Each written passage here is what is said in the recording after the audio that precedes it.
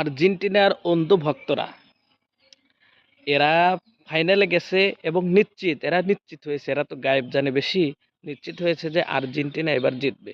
যার কারণে আগেই মানে জেতার আগেই অনেকেই গরু কিনেছে, মহিষ কিনেছে। আমার এটা বুঝে খায় না, গরু মহিষ এটা কারা কিনলো? হিন্দুরা কিনলো নাকি মুসলমানের বাচ্চারা কিনলো? হিন্দুরা তো এটা গরু মহিষ কিনবে না, কারণ ওরা ওদের হলো গরু মহিষ, এটা হলো মা হয়। তো ওরা তো এগুলা জব করবে না। আমার মনে হয় ওরা এগুলা মুসলমানের বাচ্চা, হিন্দুরা না। মুসলমানের বাচ্চা। এই দেখেন, এই যে কামারখন্দ এই যে গরু কিনেছে, মহিষ কিনেছে, দেখেন,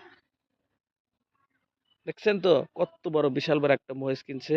আনন্দে মানে জিতবে সেই আনন্দে তারা ওটা জবাই করে গ্রামবাসীদেরকে খাওয়াবে, আনন্দ করবে। কিন্তু সে আনন্দটা হলো না। অথচ এদের উপর জাকাত ফরজ, হজ ফরজ, জাকাত দেয় না, হজ করে না। কত বড় বেঈমান একটা!